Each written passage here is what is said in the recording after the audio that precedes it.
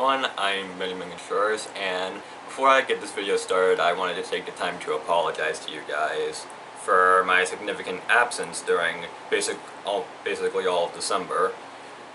I've been busy with a few things such as school, and yeah, that's basically it. So I want to try my best to have more videos out for you guys, and since winter break is coming up, that'll give me more time to work on some new videos. So with that said, welcome to Jasper Cap Productions, the show where I sit here and talk to you guys about whatever. And today I'm going to be doing something that I'm more or less known for on the channel at this point: amiibo unboxings. Now, this is going to be kind of similar to one of the previous amiibo unboxings that I made, as I'm actually looking at two different amiibos as opposed to just one. But unlike the Donkey Kong and Diddy Kong amiibo unboxing video, they're not in their own individual boxes. It came in a set, and it is the tuned versions of Zelda and Link from Legend of Zelda: The Wind Waker. And on the box you can see some very nice artwork of the characters. You have the Zelda 30th anniversary logo, you got the Amiibo and Nintendo logo, you got the figures doing their trademark poses, and on the back of the box you can see what system it's for. The same screenshot from the front of the box of the characters and the 3 games that it comes with. So yeah, it's for Twilight Princess HD, the 2 new Smash Brothers games, and Hyrule Warriors Legends for the 3DS. So yeah, that's quite a lot of information. Now, my brother has informed me that he wants to keep this box for some strange reason, and so I am unfortunately gonna have to be extremely careful with this guy. On one hand, I have to make sure I don't accidentally stab myself like I almost did there.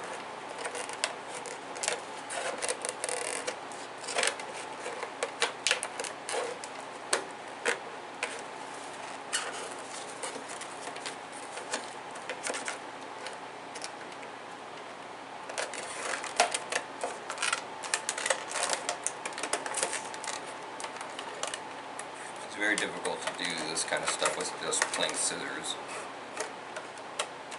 And one of the things that I just actually realized about these videos is that I call them unboxing videos, but usually I don't actually take the time to keep the box intact. I usually just tear it all apart and just look at the figure in the box.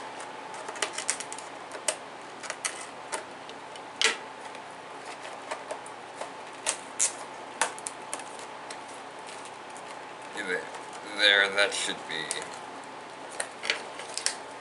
Not quite. I don't blame you if you want to just skip to the point where I'm actually looking at the figure. Anyway, there's the box itself.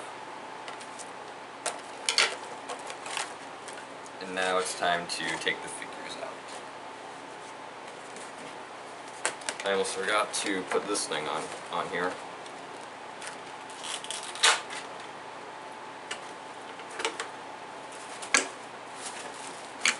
And here are the two amiibos themselves. Now, the detail on these two amiibos are very good. They're pretty good at portraying the way the designs of the characters themselves looked in the game, as of course the Wind Waker art style is quite different compared to the style that we're mainly used to in Zelda games, which is one of the many reasons why many people look past the Wind Waker when it was originally originally released on the GameCube back in the early 2000s was because of the cartoonish art style.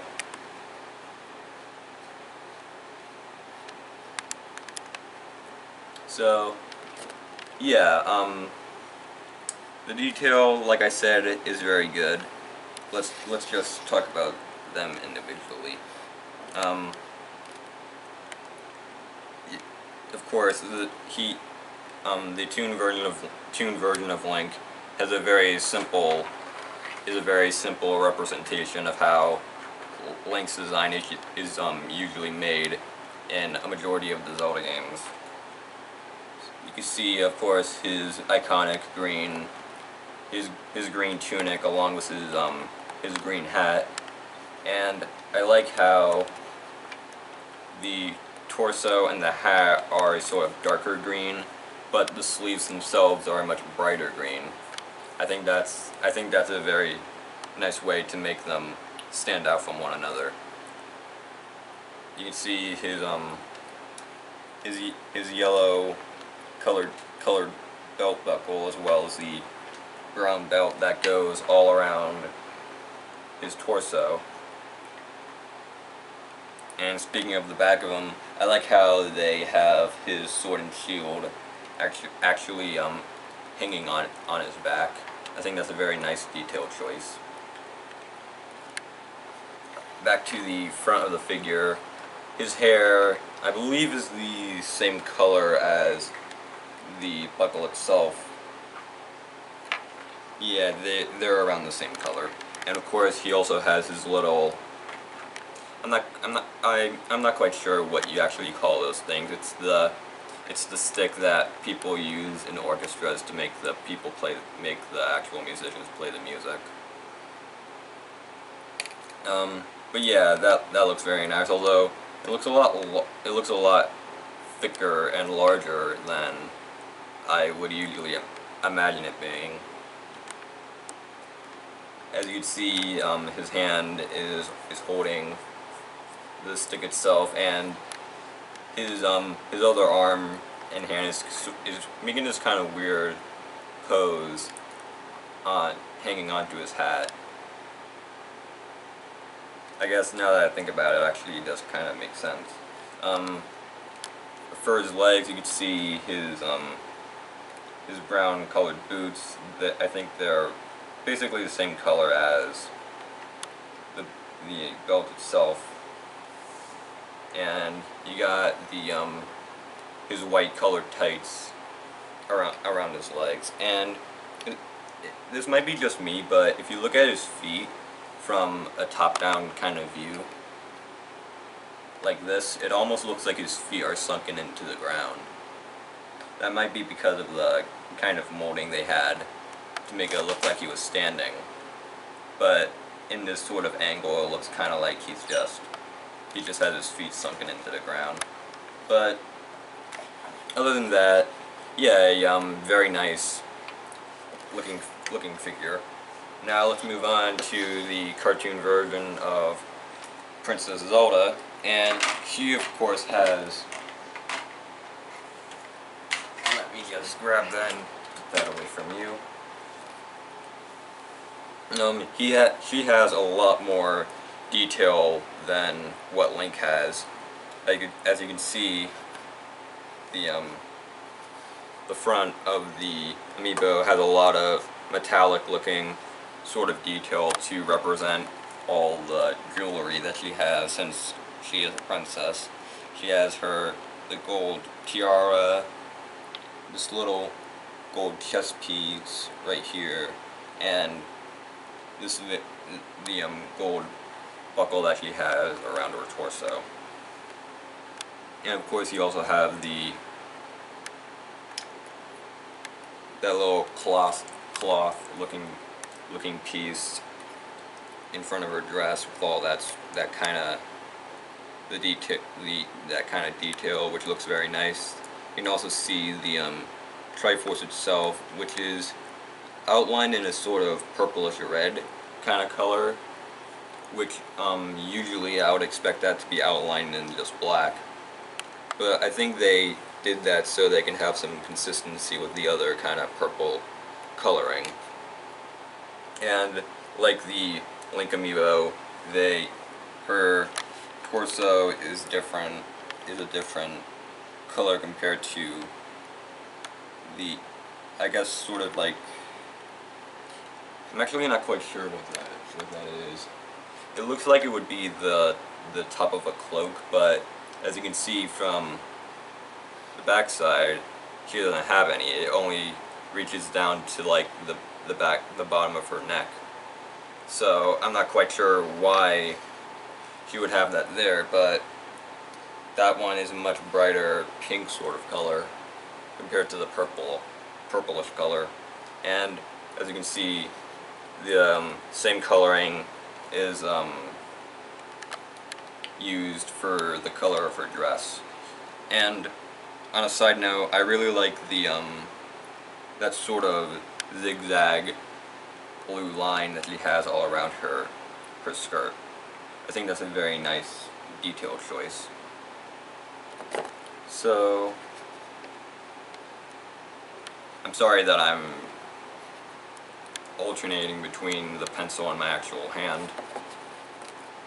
So all in all, I think these are very nice amiibos.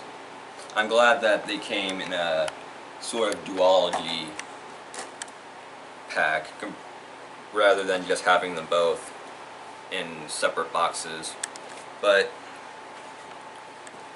if you are a fan of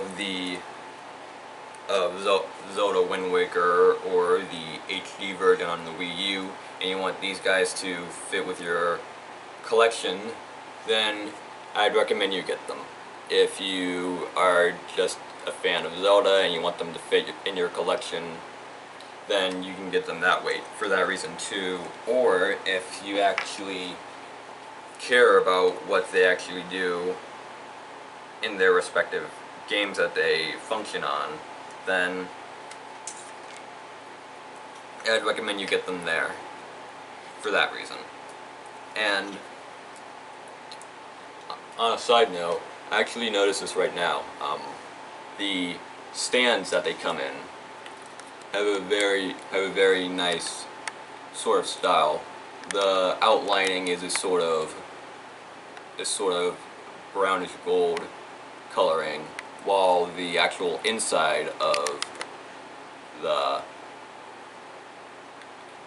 stand has a lot more of a metallic kind of gold to it. I think that's probably one of my favorite designs for the for the amiibo stands out of all the ones that I've seen so far. And if you are planning to get these two, they're available at Best Buy. They didn't restock them. We've just had them for a while, and I haven't really made a video about them yet. So I hope you guys really like this return to the Jasper Cat production show.